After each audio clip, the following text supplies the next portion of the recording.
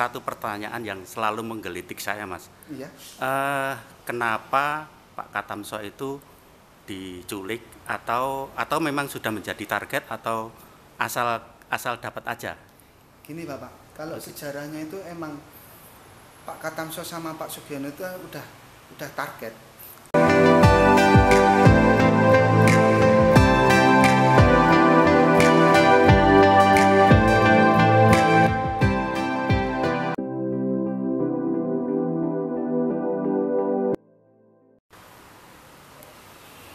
Pemirsa New KNI TV, terima kasih juga yang sudah mengunjungi channel saya ini.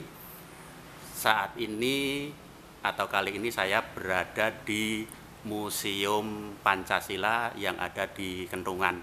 Ini saya ketemu pengelola sehari-hari di museum ini.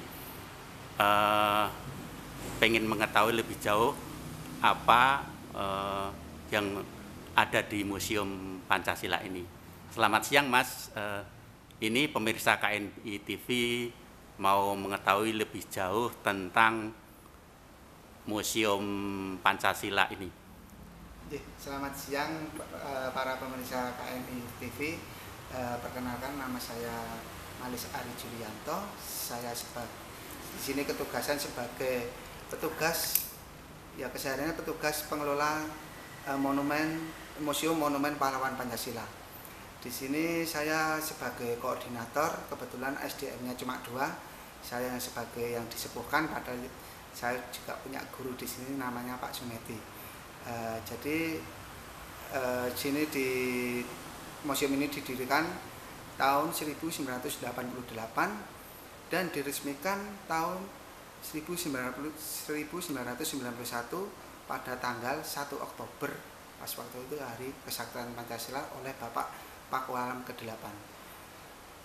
Di sini juga ada beberapa koleksi seperti bajunya Pak Katamso, bajunya Bapak Sugiono, dan ada dua tank pasir yang membawa kedua pahlawan ke Taman Makam Pahlawan Kusumanegara.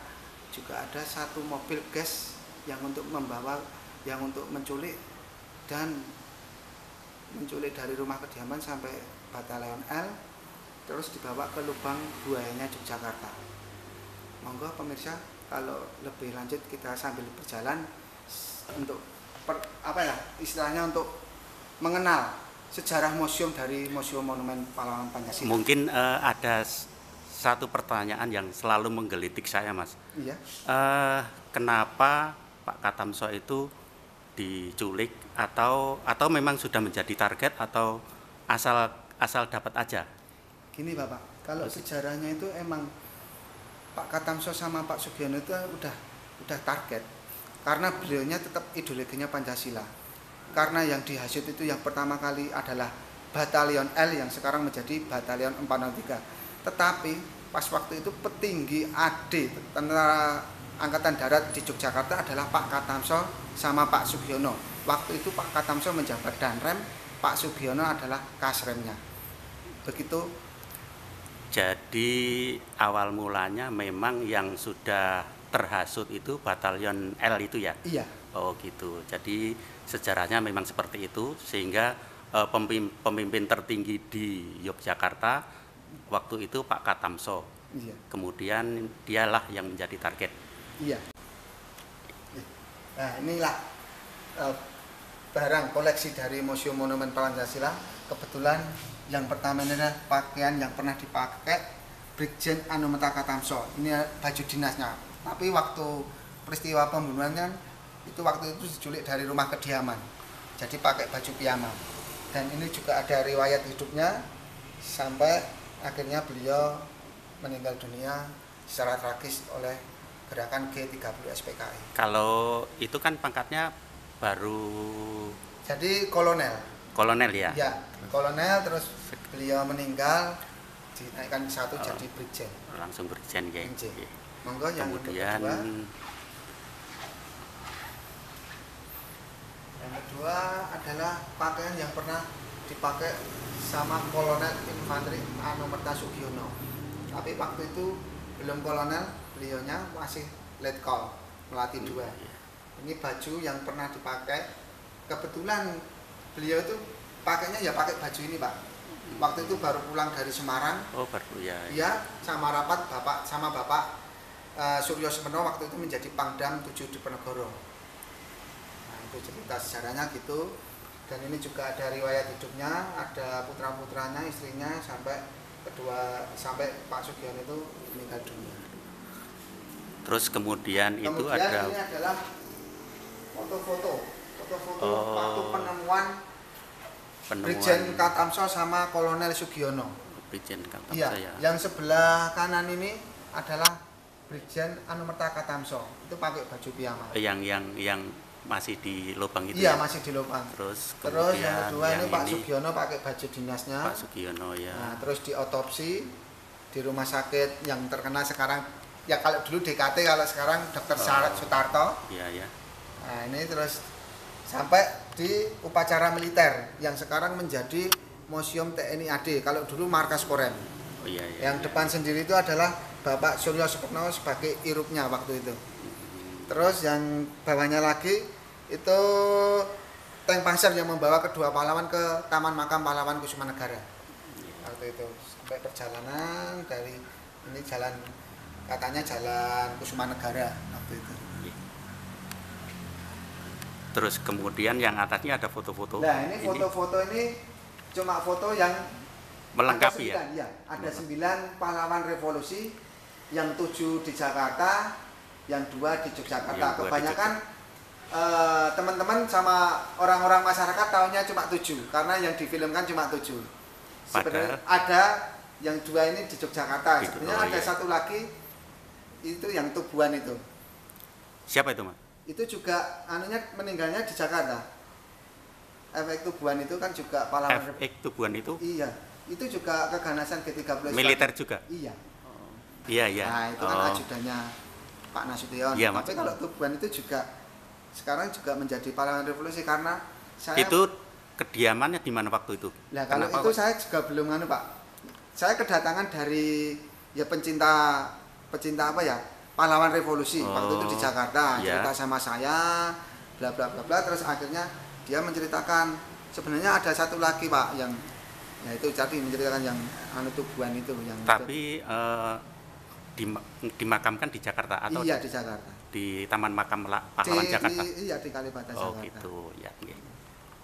Kemudian yang di bawah ini, ini Katamso ya. Pak Katamso sama Sugiono. Pak Sugiono. Ya, Pak Katamso pokoknya yang sebelah kanan, kalau pimpinan itu sebelah kanan. Kemudian yang sana itu kok ada buku-buku, itu koleksi apa itu, Mas? Itu koleksi dari Dinas Sosial, Bapak. Itu juga koleksi ada dari Dinas itu Sosial. juga ada yang G30 SPKI juga ada. Terus buku panduan museum juga ada, termasuk itu juga ada patung setengah badan itu Pak Katamso sama Pak Sugiono yang sering untuk pameran. Termasuk lukisan 2 ini juga saya sering pamerkan di kemarin terakhir ada di Sleman City Hall sebelum pandemi. Oh, gitu. Terus gini, Mas, harapan ke generasi muda, apa yang perlu diteladani untuk museum Monumen Pancasila ini ya? Ya, untuk generasi muda, monggo kita bisa ke sini, nanti saya pandu. Soalnya sekarang di sekolah itu sejarah sudah sangat berkurang, pembelajarannya juga sejarah itu dikurangi banyak sekali.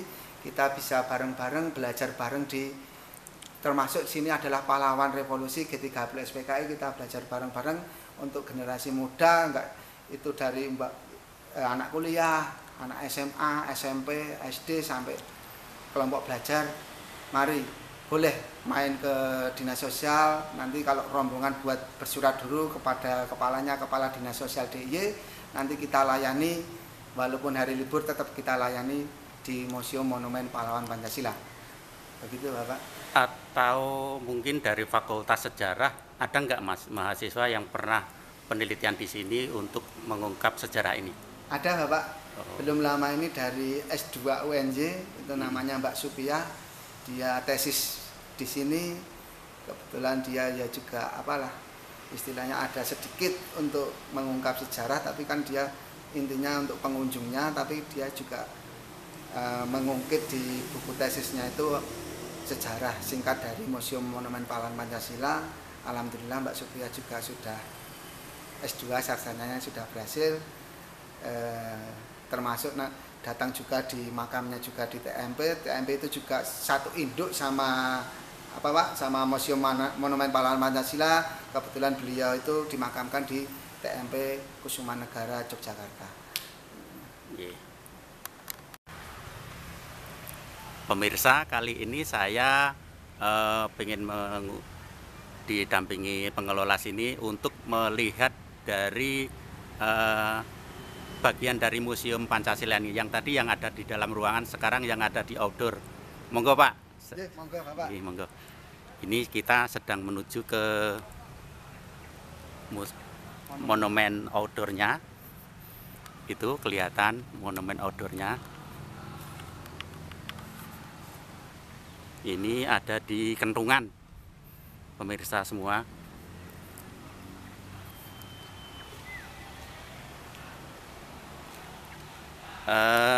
Ini di depan ada relief. Monggo Mas, silahkan dijelaskan. Saya jelaskan sejarah singkatnya Museum Monumen Pahlawan Pancasila Sakti Kentungan. Nah, ini relief yang pertama adalah pemberontakan PKI yang ada di Madiun tahun 48 dipimpin oleh Muso waktu itu. Nah, terus sampai tahun 55 PKI itu menjadi partai 4 besar. Nah, itu sampai 4 besar. Makanya dia ingin menguasai bangsa Indonesia ini, menjadikan negara komunis. Nah, ini setelah itulah kegiatan PKI yang berdarahannya 30 September 65, termasuk yang di Jakarta juga. Jadi ceritanya itu bareng, peristiwanya bareng di Jakarta sama Yogyakarta. Nah, inilah penculikan Pak Katamso waktu itu sebenarnya tanggal 30 September. Nah, ini penculikannya dari rumah kediaman. Beliau diculik pakai mobil gas, nanti mobil gasnya yang sebelah barat.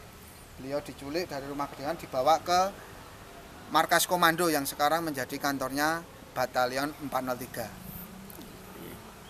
Nah, setelah itu Pak Sugiono. Saya bisa bercerita seperti ini karena saya diberitahu sama putranya yang nomor 6, namanya Bapak Ganes. Ceritanya itu sebenarnya Pak Sugiono itu ada di Semarang. Beliau itu sebenarnya udah ditelepon sama istrinya suruh nggak pulang ke Yogyakarta karena Yogyakarta keadaannya sudah genting. Tapi karena Pak Sugiono udah ditelepon sama Batalion L atas perintahnya Pak Katamso waktu itu untuk rapat di Batalion L, makanya Pak Sugiono tetap pulang karena udah perintah dari pimpinan Pak Katamso. Nah, sesampainya dari Semarang terus dibawa ke markas Korem yang sekarang menjadi Museum TNI AD. Di sana pengawalannya udah beda, terus ditodong pakai senjata, dibawa pakai mobil gas juga itu ke markas komando. Nah, di markas komando sana emang nggak diceritakan di buku sejarahnya. Di sana juga disiksa Bapak. Di sana dicerita pemeriksa disiksa sama persis yang ada di Jakarta. Kemudian pas dini hari udah mau tanggal 1 Oktober dibawalah yang pertama Pak Katamso pakai mobil gas itu sama Peltu Sumarti, terus ada Sertu Toyo. Itu yang mengeksekusi adalah kompi mortir waktu itu. Mortir itu adalah pelontar peluru yang jaraknya sampai 500 meter. Nah, inilah Pak Katamso dibawa ke lubang ini, di depan lubang ini udah direncanakan dulu, udah digali dulu. Terus Pak Katamso dipukul kepalanya dari belakang. Yang pertama nggak kena, akhirnya yang kedua kena. Akhirnya beliau tersungkur, dimasukkan ke lubang. Dan setelah itu mobil gas itu balik lagi ke markas komando di Batalion L sana, membawa Pak Sugiono. Pak Sugiono juga sama dibawa sama 3 orang ini, ada Peltu Sumarti, ada Sertu Toyo juga waktu itu. Terus habis dari mobil diturunkan, dipukul kepalanya dari belakang pakai kunci mortir. Beliau akhirnya tersungkur, terus dimasukkan ke lubang buayanya Yogyakarta. Waktu itu beliau kepalanya menghadap barat sama timur.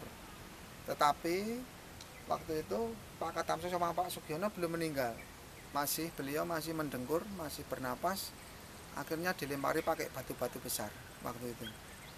Setelah dilempari pakai batu-batu besar, kedua pahlawan inilah meninggal dunia. Untuk menghilangkan jejak itu digundukin tanah lagi, terus ditanamin pohon pisang sama ubi jalar untuk menghilangkan jejak. Begitu. Atau masuk dulu Mas? Ya. Masuk dulu.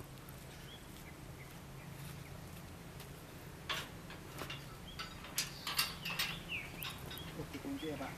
Oh, dikunci. Iya. Oh ya. Lewat belakangan aja nanti. Apa kesini dulu aja? Kesini, nggih, monggo. Kesini dulu aja.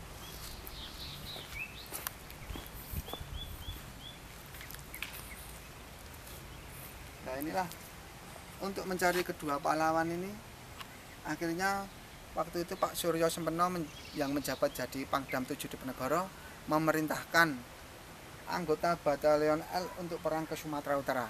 Itu juga ada dua versi, ada yang ini dari Lempuyangan dibawa ke Semarang naik kapal. Terus ada juga saya kedatangan tamu waktu itu tahun 2011, beliaunya sendiri yang mencari waktu itu, mencari kedua pahlawan ini. Itu namanya kalau nggak salah Pak Edi. Nah, itu dulu dia juga mungkin dari yang personil dari yang tank Panzer itu. Berat. Dipulangkan ke kampungnya masing-masing sama anak-anaknya. Oh gitu ya. Nah, yang kedua, Jadi gimana? waktu itu Batalion L itu bermarkas di sini semuanya Iya, sama keluarganya. ini namanya Batalion L dulu. Oh iya iya iya iya. Namanya Batalion sekarang Ini. menjadi Batalion 403. Nah, ini dulu Batalion L, sekarang jadi 403.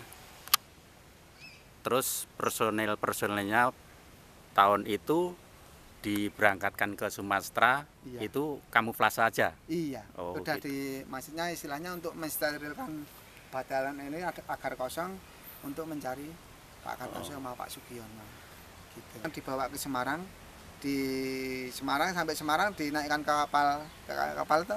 Iya. Kalau tentara itu kalau mau tugas kan naik kapal. Ya ya ya. Nah, di tengah laut. Oh, iya, iya, Di buku sejarah juga nggak ada. Nggak Saya disebutkan, bisa bercerita seperti ini ya juga dari apa ya Pak ya? Tapi Nggak bisa secara fakta kayak Super Semar itu. nggak bisa secara fakta, tapi dari Emang- narasumber autentik. Iya. Oh gitu, Gitu. ya, nggih. Nggih, gitu aja. Jadi Setelah itulah tanggal 21 Oktober 65 barulah ketemu Pak Oh. Katamso, Pak Sugiono ini di Lubang. Ya di Lubang inilah. Baru ketemu. berarti tanggal setelah Kan peristiwanya tanggal 30 September, terus ketemunya baru tanggal 21 21. Oktober. Oh, berarti 65. 21 hari ya? Iya. Oh, gitu ya. Berarti otomatis maaf kondisi jenazahnya udah Iya.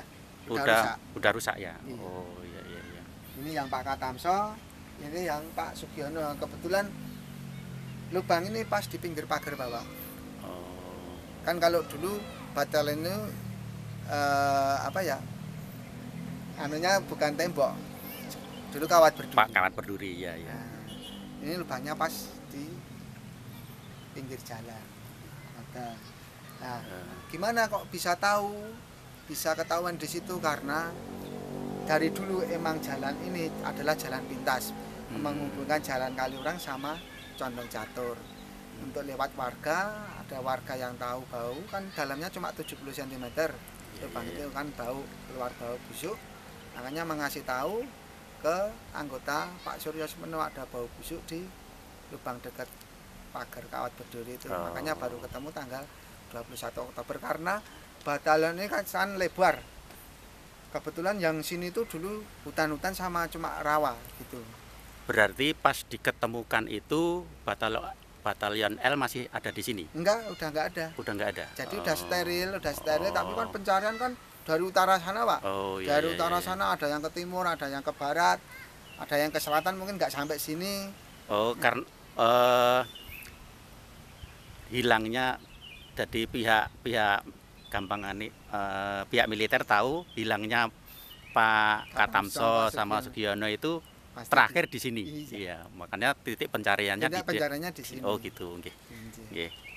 Nah, setelah ketemu tanggal 21 Oktober 65 dibawalah Pak Katamso Pak Sugiono diotopsi di rumah sakit kalau yang dulu terkenal DKT karena saya juga anaknya tentara jadi tahu kalau sekarang kan Dr. Sutarto. Nah, di sana diotopsi Habis itu dibawa ke markas Korem waktu itu. Nah inilah ada gambar yang di depan ini Pak Suryo Sempeno, waktu itu jenderal yang menjadi Pangdam 7 Diponegoro, yang sekarang menjadi Pangdam 4 Diponegoro. Nah itu pakai mobil tank Panzer terus dibawa ke Taman Makam Pahlawan Kusmanegara.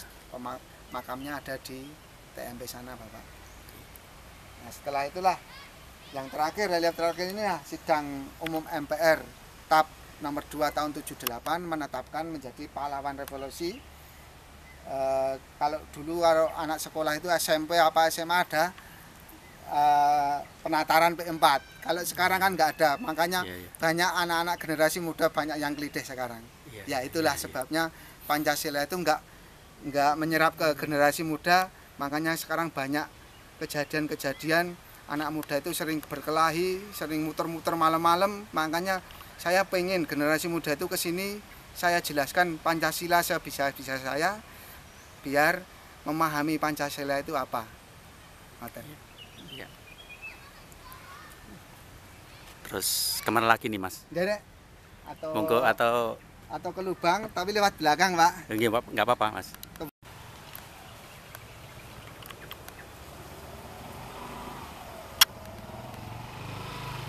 Monggo Om.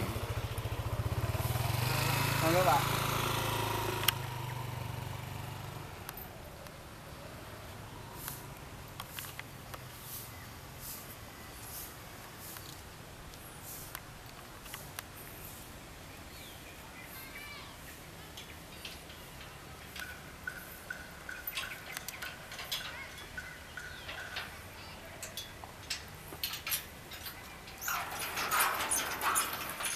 Ini kita mau melihat kalau di Jakarta lubang buaya, kalau di sini apa Mas? Ya sini ya, kalau soalnya di Jakarta kan berbentuk sumur. Kalau sini kan lubang yang berbentuk persegi panjang, dalamnya cuma 70 cm. Oh gitu ya. Inilah lokasi untuk mengubur jenderal Katamso ya. Katamso sama Sugiono berdua ini. Cuman Pak. Sekecil itu Mas? Iya, kakinya bertemu di tengah, kepalanya menghadap ke barat sama timur. Oh, jadi ungkur-ungkuran gitu ya? Iya. Oh, kalau inilah peristiwa lubang yang kejadian istilahnya keganasan G30 SPKI yang di Jakarta. Kalau boleh tahu ini kok di beteng-beteng ini dulu ya, tempat apa ya? Nyuwun sewu Bapak, karena dibuat ada batu bata karena menghindari longsor tanahnya yang pinggir-pinggirnya nih. Kalau dulu emang galian, cuma galian dulu, saja. Gitu. Cuma galian saja karena dibuat monumen. Ya saya nggak tahu sejarahnya pendirian monumen ini gimana. Saya baru umur 6 tahun kalau 88. Iya. Jadi emang udah biar tanahnya nggak longsor. Berarti dulu memang ini, saya pikir waktu yang kemarin itu saya pikir ini bukan tong sampah atau apa kok seperti ini. Iya. Berarti dulu memang tanah kosong terus digali terus untuk mengubur dua jenazah itu ya. Jenazah, oh gitu. Dua pahlawan itu. Jadi nah inilah lubang ini sebenarnya pas di pinggir pagar. Jalannya kan dulu lurus Bapak. Oh iya. Dari KNI ini dulu jalannya lurus, karena dibuat monumen makanya dibuat belok. Oh gitu ya. Nah inilah. Sebenarnya tangga ini juga ada maknanya. Tangga ini 5 semua, Pancasila. Oh ini tangga ini ya. Dan nyuwun sewu dari pemirsa KNI, banyak anak-anak muda yang datang ke sini, nanti tak suruh istilahnya mengurutkan Pancasila ada 5 yang sering kebalik-kebalik. Kalau sekarang untuk generasi muda sekarang gitu ya. Inilah, ini tangganya dibuat 5 sesuai dengan namanya Monumen Pancasila.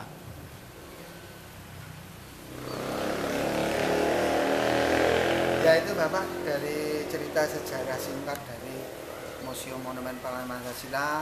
Nanti bisa teman-teman generasi Indonesia bisa datang ke sini. Habis datang ke sini nanti ziarah di TMP. Di sana ada 6 pahlawan nasional, Yang pertama ada Jenderal Besar Sudirman, yang kedua ada Jenderal Uri Sumoharjo, itu dulu wakilnya.